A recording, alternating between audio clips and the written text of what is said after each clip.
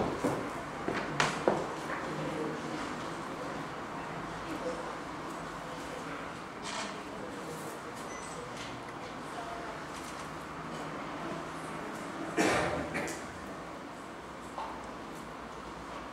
بالله من الشيطان الرجيم. بسم الله الرحمن الرحيم. الحمد لله رب العالمين والصلاة والسلام على أشرف الأنبياء والمرسلين سيدنا ومولانا أبي القاسم محمد اللهم صل على محمد وعلى آل محمد وعلى حبيبنا الطيبين الطاهرين المعصومين المحفوظين الذين قضى الله منهم الرزق وطهرهم تطهيرا. Our discussion has gone to its fourth night today, and slowly these nights are passing away from us. There's really a sense of urgency for those people who are part of the khas, for those people who are looking to go to Azamah, those people who are looking to make a change. As we were just discussing a minute ago, but the reality is that for those people who are preparing for the Imam, it's not just sufficient for them to sit down and just look at the signs. It's important for us to stand up and to make a difference in our life. And as we said in the last couple of speeches, that this is Akhir Zaman. And Akhir Zaman has its trials and tribulations. But it's important for us as a community to come together, especially in these days, that when you look around the world, you're seeing atrocity upon atrocity taking place, not just on the Muslim nation, but specifically on the followers of Ahlul Bayt. You know, the last 6 months, when you look around, you see that the entire world almost seems to have flared up. There seems to be a polarization of the followers of Ahlul Bayt, this community specifically. And so therefore it's important for us to make changes within our life and to improve our practices, our amal. Because if we don't do that, remember this is contingent upon us as well. If it was the Imam to come back and through miracle change the world, and the Prophet of God would have done the same thing, and all of the 124,000 prophets before would have done. In fact, there wouldn't have been a reason why God sent us here, and there would be no test, no trial, no tribulation. In the same way that we discussed a number of nights ago, that the Jewish community for over 500 years were waiting in the Hijaz for the coming of that Prophet, for the coming of the Messiah, and what happened? They rejected him. In the same way, it's important for us to prepare ourselves, because that day is coming where it's possible that we may reject the Mahdi as well. And so we start developing this. We start developing ourselves, because if we don't do that, know that time is restricted. No time will go fast. Very fast. And the problem is this, that we have in the riwayat, that on 2 occasions the Imam would have come back. And there's an analysis which has been done by ulama as well. One was in the time of the Abbasids. The Imam would have come back. All of the signs were targeting the Imam to come back. But the people weren't ready, and Allah sent it back. And this is that time that we are living in. A time where God has sent it back. Now you don't know. It's very possible for us to say that 95% of all of the signs have come. We're only awaiting maybe 30 or 40 signs to come. But the reality is that it's more than possible God could send it back another 1,000 years. Us and our generations to come will suffer. For as long as this time period goes, the more this community and the more the people, the more the world suffers. Look at the atrocities today and look how quickly these atrocities are coming to our shores. Approximately 45 minutes by plane, 249 miles from this country, from this London in fact. There is a place called Brussels. Only 3 months ago an imam was killed in Brussels. And in the same way the sectarian violence can very easily shift onto our shores. So now you tell me, only a couple of days ago you saw that what happened in the United States, where a group of Sikhs were massacred on the pretext that they could have been Muslims. If this is to flare up, and if the media wars are to go on in the way that they were going, in the next 6 or 7 months you will see an acceleration of a decline. And it's very easy for us to say, so what? We're living in London, that's Europe. But know one thing, there's a principle within Islam, there's a principle within Akhlaq, and the ulama of Akhlaq teach that nation who keeps their eyes closed, you'll see the very same problem will come onto you. When that problem comes, there will be no one to help. If you don't stand up, and if you don't protest, and if you don't do something about it, if you don't change the situation which is within your hands, and at the moment it's possible to change it, when the problem befalls you, there will be no one to help. And in that situation, what are you going to do? Where are you going to run? Nowhere. And you can say to me, look, it's very morbid, it's very negative. No, the positive is that we have time to change. And the negativity has been given by Amir al-Mu'mineen alayhi salam. He's told us, this is what's going to happen in the future if you don't sort yourselves out. This is the bloodshed which is going to take place. This is the polarization of the Shia community. Now this is what's going to happen. So now you change your ways, otherwise this will happen. Because, you see, we're not Christian like that. In Christianity, that's it. It's hati, that's it. It's going to happen, it's going to happen. Armageddon is going to come. The biggest misconception is this, of the outside world. They feel that for the Mahdi to come, there has to be death and destruction. We say that's not the case. And this is something that's different between us and other religions. There doesn't need to be death and destruction. In a couple of days' time, what are you going to do? Besides Da'i Kumayl. What is Da'i Kumayl? Understand that Da'i. What is that Da'i? The night is the night of the 15th of Sha'ban. Not that it's tonight, but it was the night of the 15th of Sha'ban, 1400 years ago. Amir al-Mu'mineen alayhi salam was sitting around his companions. This was within his Khilafah. And as he's sitting there, he says to his companions, let me teach you the A'mal for tonight. His Khas was sitting there. As you know, companions are divided into two groups. The Prophet of God had this, and Amir al-Mu'mineen, and all of the Imams had this as well. There's the Sahaba which are Am, and there's those which are Khas, Ashab al-Sir. Those ones who they give secrets to. Imam was sitting with those people, Ashab al-Sir, and as he sat down with them, he said to them, let me give you certain things. And he taught him and he gave him certain things. Finally, he gets to that point where he said that I have one practice which is the greatest of all of these practices, but there is no one added to this sitting in front of me, so I'm not going to give it to anyone. People said, fine. They finished and they left. One person stood up at the end, comes to the Imam. Imam says, how comes you're here? His name was Kumayl. Kumayl comes forward and he says, I want to ask you. Kumayl was from Yemen. He was one of the Ashab of the Imam from Yemen. He says, I want to ask you, what is the special dua? Please give it to me. What is the special practice that you do? What is this amal that you do? Amir al-Mu'mineen replied, he said, look, you're not ahead to this, but because you're coming with such passion, I'm going to tell you what it is. The very first thing of this, sometimes we may not be ahead, but du'as change taqdeer as well. In a couple of nights' time, the nights of qadr are coming, the nights of power, the nights of taqdeer, the nights of your destiny are coming. Know that sometimes you're not worthy, but if you stand in front of God and you cry in front of God, and you approach God and you understand how to ask from God, God gives it to you. There's a way, there's a system. Amir al-Mu'mineen is the manifestation of God on earth. He's the Khalifa of Allah, he's the Wali of Allah. His system, his style is the same style as God's style. If Kumayl comes and Imam is saying, you're not ahl, but I can see the passion within you, I can see the thirst within you, you know what, I'll do you a favor, I'll tell you.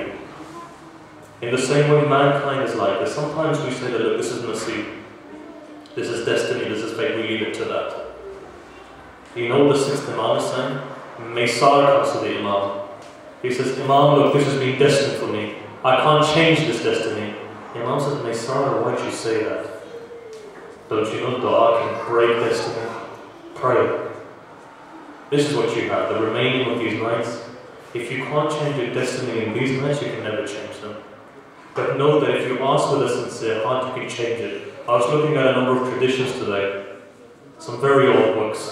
In those books are stated by those ulama who before, they say that, look, in these nights, if you are firm in asking God, your destiny can change.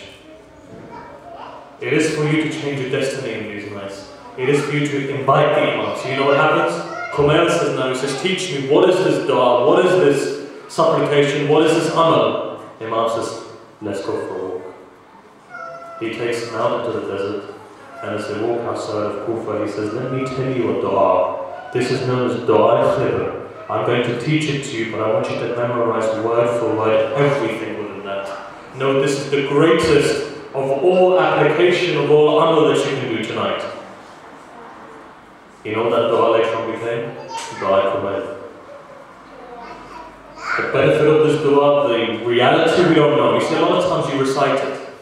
Know that even one Ya Ali is sufficient if you know, if you have the ma'arif of what you're saying. There have been many people in the past. In fact, you just need to go back even 10 years. Sheikh Ja'far al-Mujtahid was a very good scholar, in a sense, in the mystical terms. He wasn't an alim in the sense of the ulama that you see, but he was a man who lived in Mashhad. And you find that he died recently, that there are a number of stories in relation to him. In those stories is narrated. We're going to have a salah like this.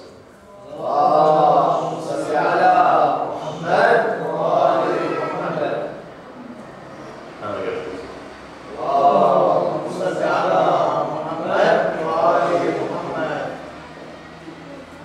Says that he went to Tehran for treatment, and this is within our generation. It's not 100 years, it's not 200 years ago. This is now. This is in my lifetime, and this is within your lifetime. He was in a hospital in Tehran, and at that moment he was being treated for something, and a nurse comes in, or whoever it was, and he says, "Who's next door?"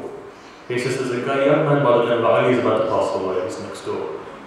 He gets up and he says, "How can it be that a man with such a name can pass away so young?" He gets up, and this is something not 100 years, 50 years, 20 years, this is recent. He gets up, he goes next door.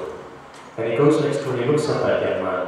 And you know what he says to that young man? He says to that young man, "Why don't you get up?" The young man says, "I can't get up, I'm about to pass away from cancer." You know what he says? He says, "You're not going to pass away from cancer." He comes next to him with his hand, as he would do, his tradition was this, hits his hand on his chest and says, "Ya Ali," bang, says, "Get up." The young man got up. Next day they had tests on him. That young man was cured from cancer.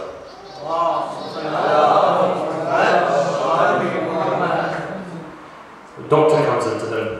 He says, "Sheikh Ja'far, you're a fraud." This is why, what do you say? He said, "You cured that young man, you're a fraud." He says, "You can't even cure yourself. How can you go and cure that young man?" Now this is recently. You know what he turns around, he says, "You know what, young man?" He says, "You're calling me a fraud, but know one thing. I'm walking on the Mashiach of Allah. My test is different, but if I wanted to, one Ya Ali is sufficient for me to cure all of this hospital. What are you talking about? We say Ya Ali all the time, we can't do it. This man sitting in Mashhad has the ability to do it." I'll give you another story. Recently this happened as well. The woman who this happened to is alive. She was in Austria, she is alive, her son is alive. You know what happens? This is what happens. It was a winter day. Winter day, and as you know in Austria there's a lot of snow that falls. Say that on top of this mountain, right, this woman used to live, we could call it a hill or a mountain, whatever it was, but it was a really high mountain. And there was an Iranian who used to live there. And so he says, "One day I was walking down the street, and I looked up and I see this old man, and I thought, I recognize him, because he's a famous guy, he's famous in Mashhad. I know that there are people who do the Imam's work. According to certain traditions, there are 30 people living at the moment who do the Imam's work. In another tradition, you find 360, and there are people living, when one dies, another one comes, when one dies, another one comes. You don't know who these guys are, but people expected that it could be this individual. So they say that he was walking the streets of Austria, and this man comes in and he says, "Look, Sheikh Ja'far looks like you." He says, "Yes, yes." He says, "What are you here for?" He says that there's a woman who lives on top of that, I need to get there. He looks up at him and he says, "Look, you've got to be joking. Look at the snow, it's Austria, it's really freezing, what are you going to do?" He says, "Look, come with me, we'll get there." Eventually they somehow get there, they come to the door. Now he says, "I didn't have guts to ask him how we got there, who paid for your ticket, what the story was," but he says, "We got there." And we got there and I knocked on the door, and as I knocked on the door, there was a woman opens the door. When the woman opens the door, Sheikh Ja'far says to him, she says to her, he says that, "Look, let me come inside and see your son." He says, "How do you know I've got a son?" He says, "Weren't you asking for the tawassul of Mary?" She says, "Yes." He said, "What were you asking?" She replied, she says, "Every night I will sit there and say, 'Holy Mary, cure my son.'" He says, "Mary's not going to come. I've come to help your son." Says, "Where's your son?" Says, "He's lying over there." Walks in, comes, "No, this son is alive and this woman is alive." Says that Sheikh Ja'far goes up to the child, walks towards him. He says, "Young man, do you believe in Mary?" He says, "Yes." He goes, "Also believe in Fatima as well then. Know that we are followers of her and I'm going to cure you." He says, "How are you going to cure me?" He says, "Watch." Takes his hand, hits it on his chest. "Ya Ali," this young man gets up. One Ya Ali. How many do we say? Ma'arifah. Goes back to the reality. If you know the ma'arifah, if you have ma'arifah, if you have understanding, you can do anything. I'll give you another story. Sayyid Ali Qadi Qadi. Sayyid Ali Qadi is a very famous mystic in Najaf. He died in the early 50s most probably. Buried in Wadi Salam. This Qadi says now, and you can look at it in serious. In Najaf at the time, and I don't think anybody's old enough here to remember the 40s and the 30s. But in Najaf in those days, there was a Christian who came in. And basically he would hold on to a padlock and say the name of Mary. And as he would say the name of Mary, the padlock would open. And so this story got to Qadi. Now who's Qadi? If you look at his line, Qadi is the teacher of the likes of Ayatollah Lecture. Qadi is the teacher of likes of Allah, Hassan Ilahi, Abdul Karim Kashmiri, Sayyid Abbas Kashani, Sayyid Al-Fahri, all of these guys, Qadi was their teacher. So here's Qadi now. Comes up to this Christian and he says, look, you know what? And you know how our people are like anyway. Somebody shows you the smallest of miracles and that's it, you become worried of them. Qadi comes up to him and he says, listen, you know, what are you doing? He says, look, I hold on to the padlock, I say Mary's name and it opens up. He says, you know what, if I can do the same thing, will you convert to Islam? And obviously Qadi knew this guy was a fraudster. He says, yeah, if you can do it, I'll convert to Islam. He grabs onto it, says something, and it opens up. He looks up at him and says, I've been frauding, that's for real. He says, how did you do it? He says, it's very easy. You say the name of Mary, I say the name of my mother, when I say the name of my mother, it opens. He says, what's the name of your mother? He says, Fatima. This is Ahlul Bayt. One word, one name is enough to change destiny. So now coming back to the point of Da'i Kumayl. We recite it, they recite it. Obviously, if Imam is giving and he's saying that this is something which is the greatest of A'mal to do on this night. Why? Because this night changes destiny. There are 5 nights that have been recommended. 19, 21, 23, 27, and 15th of Sha'ban. 5 nights. What is the significance of this dua Quran now? Understand it. You know what the significance is? Significance is this. That every Thursday night when you recite it, if you recite it knowing the ma'arif of this dua, 40 people, Imam will come back. It's the way that you prepare your heart for the coming of the Imam. It's the way that you are practically speaking to God. When Friday morning comes, what do you recite? Dua and Nutbah. What are you doing? You're crying and you're lamenting and you're shouting and you're screaming and you're saying to Allah, why didn't He come back? What does that tell you? That tells you the world doesn't need to collapse. Every sign doesn't need to come. People don't need to be killed. That means that you have now, from now to Thursday night, you have time to change yourself and to do something practical, so that on Thursday night when you recite Du'a Kumel, you can clean your sins, they understand the secrets of this, so that by Friday morning when you stand at Fajr time, waiting to pray, a call comes from the skies to say what? Allah ala Muhammad.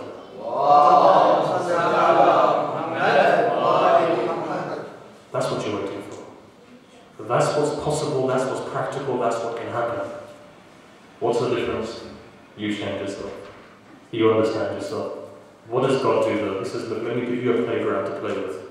You know what that playground is? 3 months of development. And we looked at these 3 months yesterday. The secret behind Rajab, the secret behind Sha'ban. But now let's look at the secret of Ramadan.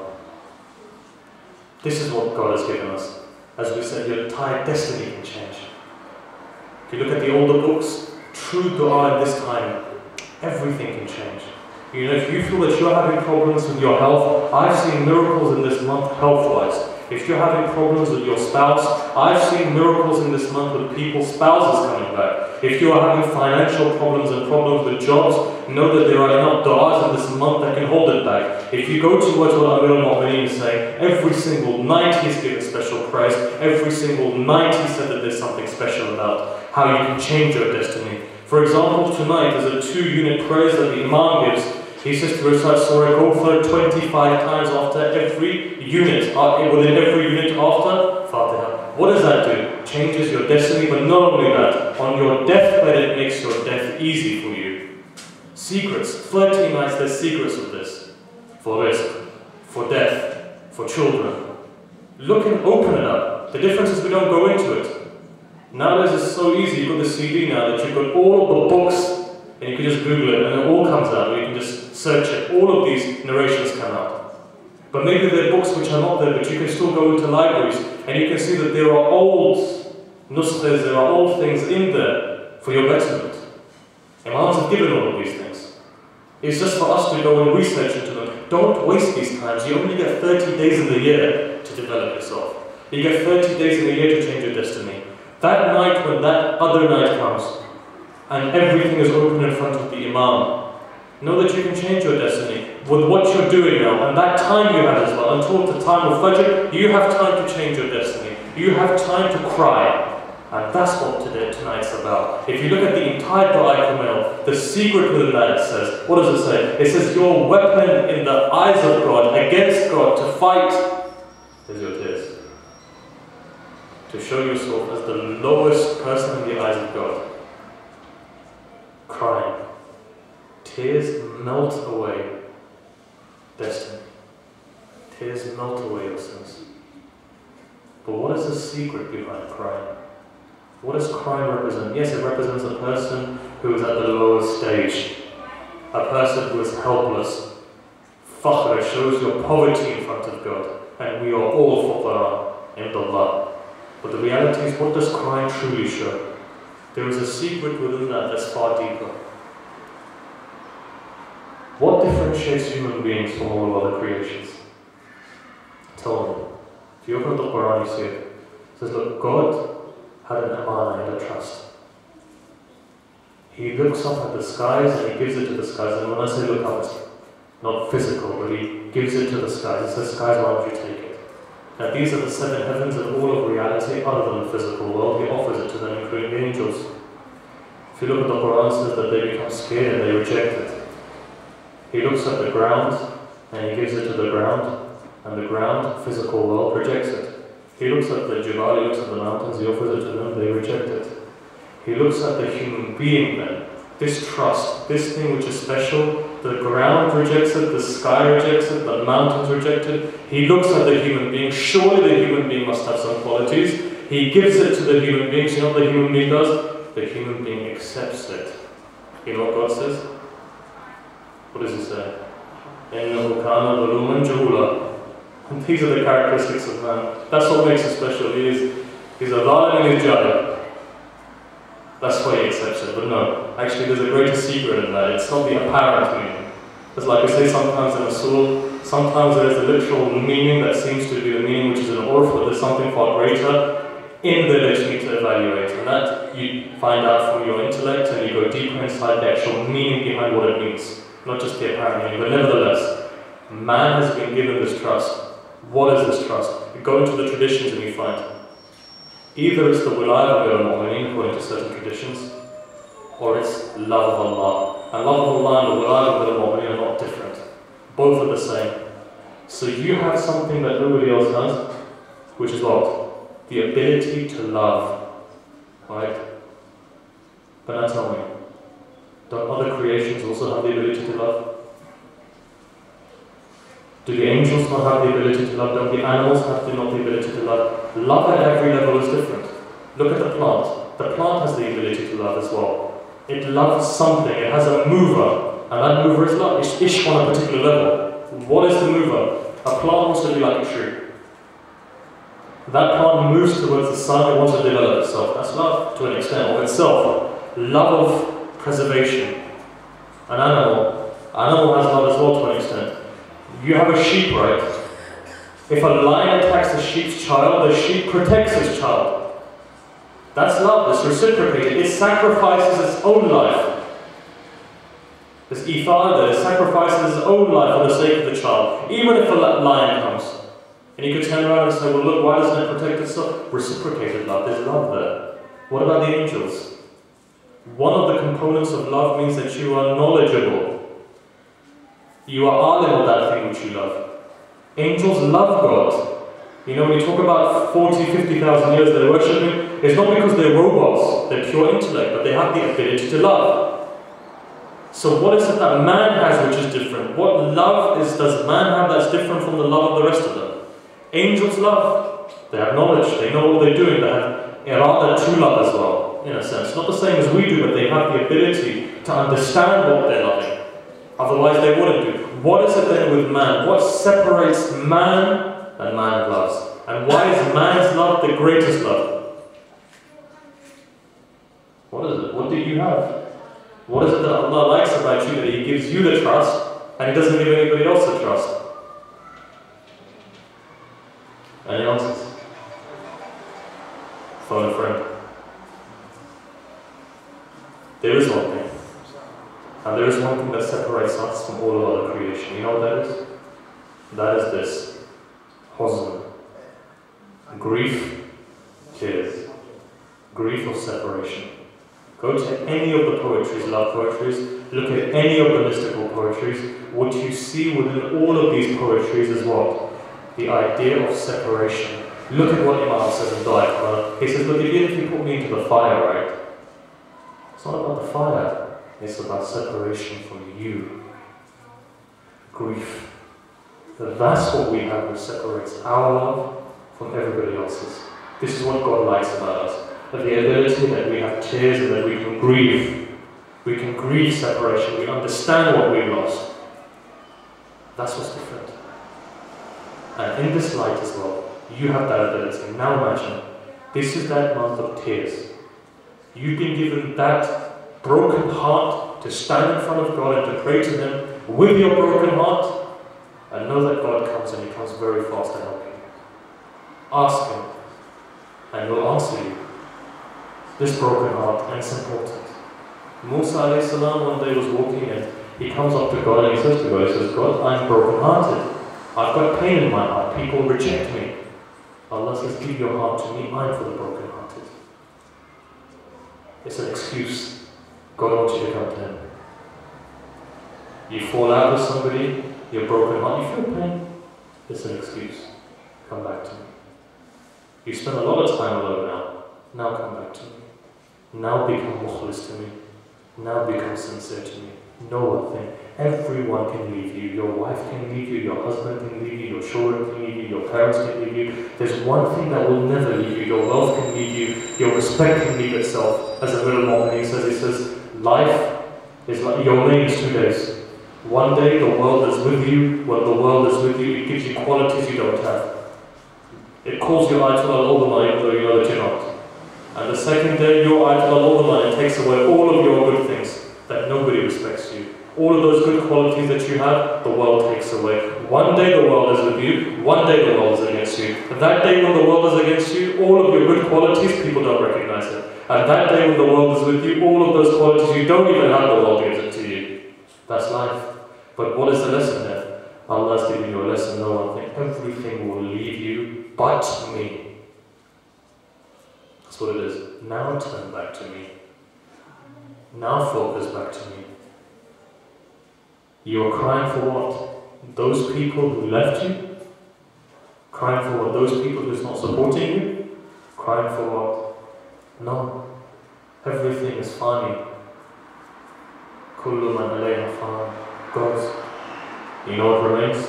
Allah and His face. Allah, that's your connection. Hence, Ramadan, this month. The ability for you to connect with God. So now in these nights, this is where Munajat comes in.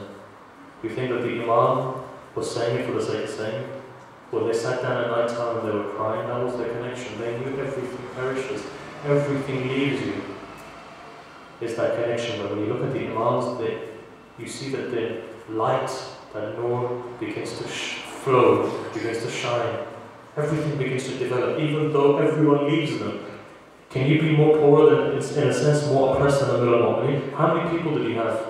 Abu Sufyan comes to him. Tabari narrates this. He says, Ali, I've got an army waiting for you. Imam says, look, Abu Sufyan, when have you become a friend of Islam? But he says to Abu Sufyan, a lot of people don't read the second part, they just cut off the second part, and Tabari says this. Imam says, if I had 40 people, I would have stood up.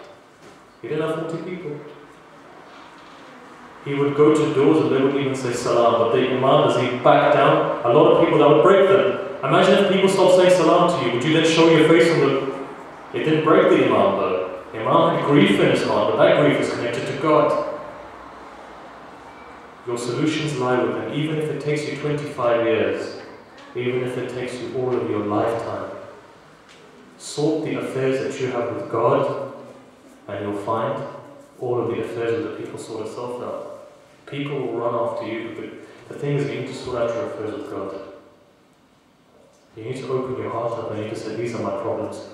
When you stand there, in a particular narration it says, when the most wretched man, a person who's committed all of the sins of the world, when he comes in front of his Creator, and he stands there and he realizes his mistakes, he says, Ya Ghaffar, calls his Lord. You know what Allah says in this narration? It says, Allah looks up at the angels and he says, you know what? He's a sinner. He's committed a lot of sins. Don't answer him. Once God doesn't answer him. Second time that person, again with a broken heart, raises his hands up to God. Ya Ghaffar. Again, God doesn't answer him. But you know what happens when the third time he calls him? God says to his angels, now go and help him. He says, why? He says, because he has no other Lord but me. If I don't come to his help, then he has no one to help him. I know that that's the most wretched man. You're not wretched, you're the followers of Ahlul Bayt. Stand tonight in front of your Lord and say, God, I have no one but you. If you don't help me, there is no one else to help me.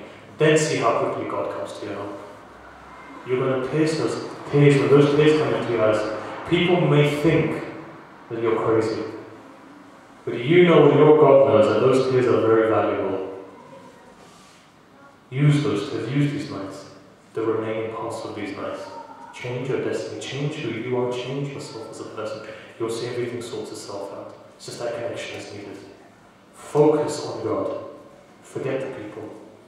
People have not given you anything. Everything that has been given by God. As we said, gossip, backbiting, all of these things come when the people come. Separate yourself from the people for a while.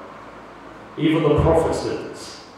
The prophet of God going on the mountain for 40 nights or 40 days, there's a reason for that, because sometimes you need to separate. These are those nights. Itikaf, the philosophy behind that, you're separating yourself from the world to go there to build a connection with God. You can't do it, okay, take out half your day. Wake up in the morning if you can do it on Saturday, until about the time of Asr, stay with your God, try and connect to that room, close your door, do something where you can build a connection. At least learn to talk to God. And sometimes it requires you to be by yourself. Pray to Allah that He accepts our worship in these couple of nights to come. That He gives us the tawfiq to be able to utilize these nights. That He gives us the tawfiq of His ma'arif and the Ahlul Bayt. That He gives us the tawfiq to recite the Quran. That He forgives our sins and the sins of all of our brothers and sisters. That He helps all of those followers of Ahlul Bayt, wherever they are in the world, whether it's in Bahrain or Pakistan or Iraq or Iran, Lebanon, or in the Western world, wherever they are, and whoever is suffering tonight, may Allah remove their suffering. For whatever problems you may be having today, whether it's health or financial or family, whatever it may be, may Allah, for the sake of Muhammad and Muhammad, remove those problems. May Allah hasten to the word of the Imam, make the Imam happy with us, and make us all part of His Ansar. Wa sallallahu ala Sayyidina Muhammad wa ala Tahirin. Allahumma salli ala Muhammad wa ali